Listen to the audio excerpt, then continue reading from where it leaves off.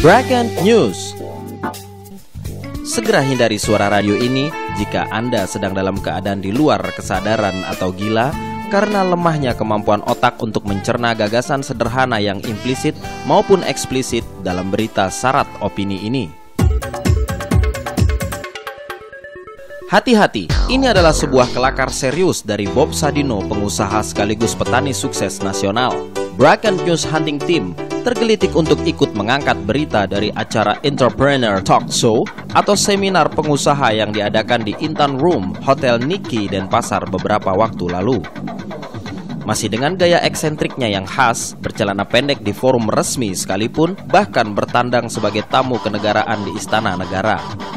Putra kelahiran Lampung 1933 yang memulai usahanya pada tahun 1970-an, ternyata kelihayannya dalam bisnis produk pertanian dan perkebunan belum tertandingi hingga saat ini, meski beliau telah berusia renta.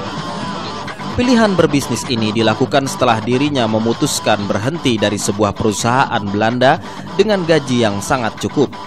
Sebelum berbisnis, dia mengaku pernah jadi supir taksi dan kuli bangunan.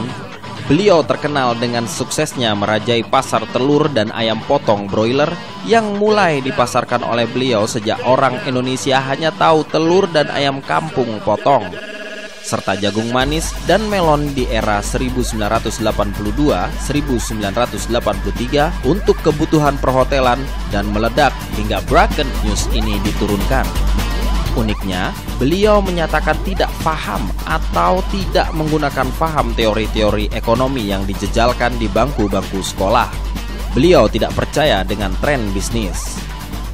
Saya hanya berpikir bisnis hari ini. Saya tidak perlu jadi dukun atau orang pinter yang melihat bagaimana di hari esok. Karena yang bisa dilakukan untuk hari esok adalah bisnis hari ini, karena kemarin tidak pernah kembali lagi. Tidak ada kata yang berbau analisa, dan saya tidak pakai konsep. Saya lakukan dan melangkah apa adanya. Saya hanya menunjukkan barang dagangan saya. Mereka menerima atau menolak tidak bisa kita paksakan. Untung dan rugi itu hukum pasar yang harus dihadapi setiap pebisnis. Semua orang bisa berbisnis, tidak peduli latar belakang pendidikan dan keahliannya. Bagi saya, pembelajaran di sekolah itu seperti sampah karena merupakan salinan dari peristiwa yang sudah terjadi. Untuk saya, tidak sekolah sehingga otak saya tidak penuh sampah. Nah loh, soal kepercayaan pasar adalah tergantung orang yang menjalankannya.